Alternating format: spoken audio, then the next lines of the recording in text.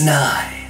Welcome to the Moderate Divide season finale. We've been taking a moderate, not emotional look at two sides of different current topics. Today's final topic, fake news. Click here to see more. Hey, it's Ron. The problem is, news today has become so focused on creating sensational stories and viral headlines that they don't care if they lose sight of the truth and mislead the masses with fake news. You know, their so-called truth, the so-called news, has become corrupted. Hello, it's Daniel. Look, the news media is still a business. They still have to make a profit. So in this flashy, fast-paced world, yes, headlines are going to be exaggerated, non-stories are going to be blasted, but in a consumer-centric society, yes, even the news has to be profit-driven. Look, I love the free market, but people are gullible, and there needs to be some level of accountability for people that are spreading false information. I mean, I'm all for accountability, but from whom? Like the government? Is the government going to run their own news source? That would be a terrible idea. No, the organization itself needs to hold itself accountable, because if people can't trust you, they are not going to listen to your news. True, but let's differentiate between actual lies and media that you don't like or doesn't fit your agenda. So when you hear fake news, what's the first thing that comes to mind? Well, I would say politicians use that phrase to try to discredit things they don't like. It's, you know, fake news if it doesn't make them look good. It's less about finding factual information and more about trying to get rid of things you don't like. I mean, recently that's become like this pop culture buzzword, but I mean, it's so much more than that. Fake news has been bombarding people with, you know, sensationalized headlines and exaggerated stories for years. Oh, I don't deny that. It's just become so much more explosive lately. The issue is not that fake news simply exists, but that it's being used and branded as a political weapon. Oh yeah, when it comes to politics, people are extremely explosive right now. They're looking for anything to justify their viewpoint. This is why, you know, fake news can be so dangerous, because it gives people confidence in a lie. On the same hand, though, people are looking for any reason to discard information they don't like, that doesn't fit their agenda. So people, you know, like the president, are using this idea of fake news to try to push an agenda, to try to mold the opinion of what's true. Yeah, I think people tend to really get distracted when the president's involved.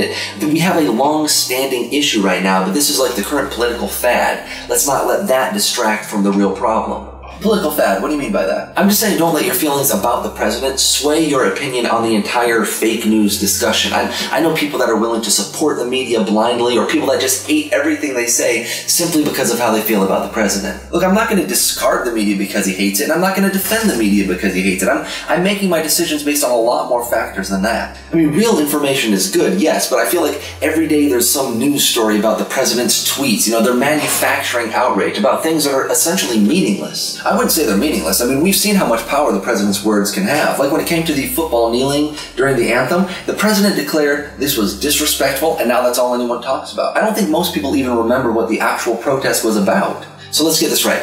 Someone took an opinion, listed it as fact, right? People are sharing that opinion as if it is fact.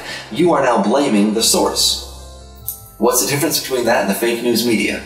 No, our president's words need to be held to a higher standard. This is the guy running and representing our country. This isn't just some business. It's simple. People just shouldn't spread lies. Exactly. So for me, fake news refers to anyone who lacks integrity and is trying to manipulate information to push their own agenda. Let's talk for a moment about the development of the 24-hour news cycle and how that has rapidly increased the pace of news delivery.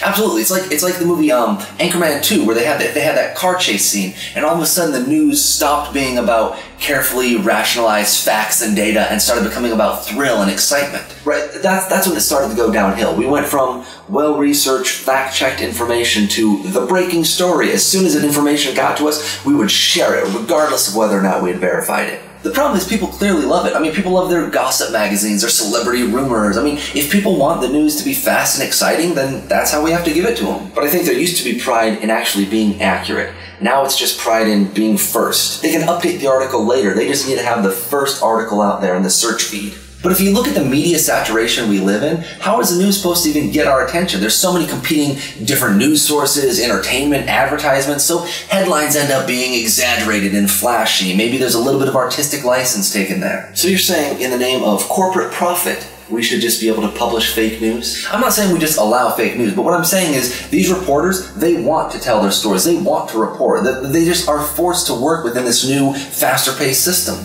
I get that, but I think if it were just sensationalized headlines, that would be a lot easier to deal with. Like if once you got into the article, it's verified, fact-checked, and you're not just getting an opinion piece or a fluff piece. Well, this is the problem we live in. If I personally take the time to verify all my information, 10 other people are just going to release the unverified stories. Everyone's going to read those, share those. My article will be obsolete by the time it comes out. I agree, the whole system is broken, it's corrupt, but that doesn't mean we should allow it to continue. You know, going back for a second to the opinion pieces, as long as they're clearly marked as opinion, I like those. I think, even if I disagree with the premise, I do research and I'm going to learn some stuff, plus it opens my mind to new ideas and possibilities. Unfortunately, most people aren't taking the time to do the research and fact-check things. They see it, they believe it's fact. Unfortunately, that is the world we live in. I mean, whether it's movies or sports or politics, people want their theories and their rumors, and they want it now.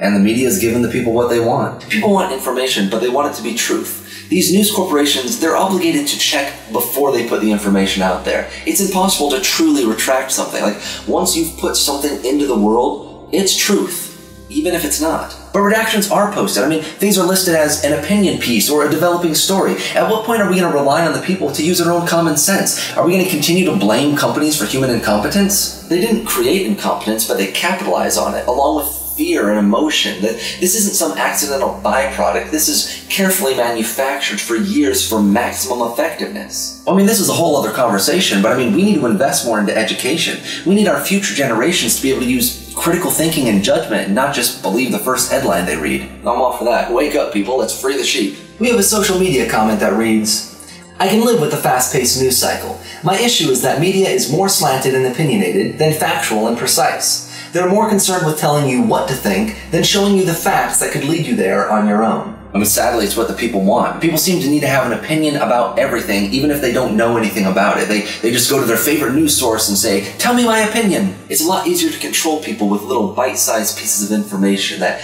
don't really give you facts, but they tell you how to feel. It's like political memes. You go to your favorite channel, you feel a little inspired, and it just reaffirms what you already believed. You know, what we need is raw information. No spin, no theories, just pure information. The problem is I don't know how we would fund this. As soon as you try to start being profitable, this information becomes currency, which is where we are today. Honestly, that's something I wouldn't mind putting tax dollars toward. I mean, as long as it's transparent and there's fact-checking. Unfortunately, it would probably get corrupted. Puppets of the government would start using it to push propaganda, but the idea is actually really good. Well, we have a suggestion from our social media feed that puts the power in our hands. It says, everyone has a camera in their pocket, and we can share things instantly across social media.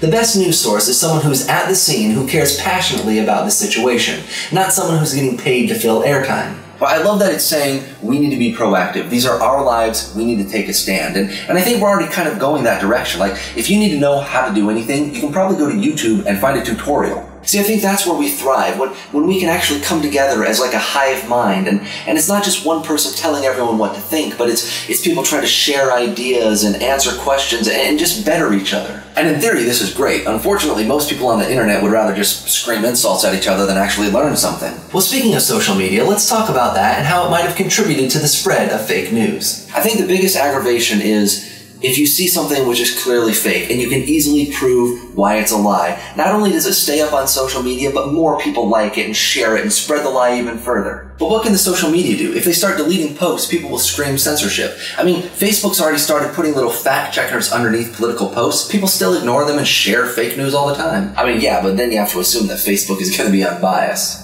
But why is it their job to try to control what everyone else is posting? I mean, yes, they should get rid of like fake bots that are spreading propaganda, but as far as actual people's posts, how is that their job? And this is the point we've gotten to. We can't trust anything. We don't know if is it bots, is it fake news, or are you biased, am I too biased? But this is why I can't directly blame the media for this whole thing. I mean, it's a huge problem, and this is just a company trying to stay in business. We have one last comment here that definitely puts the responsibility in the media's hands.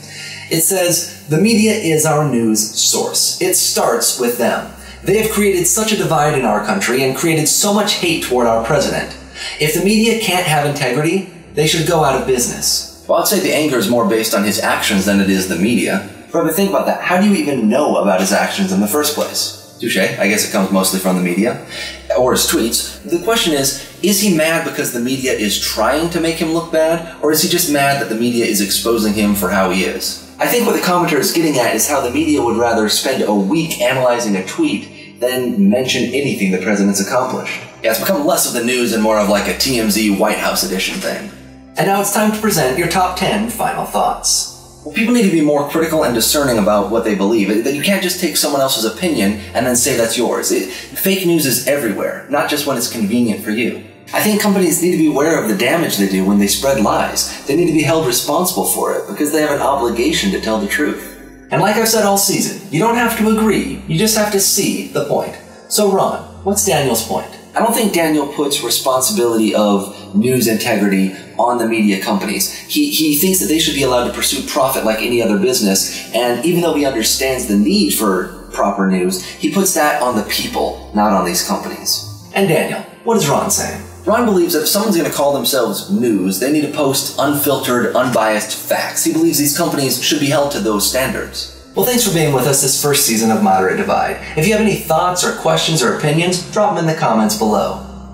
The end? Question mark?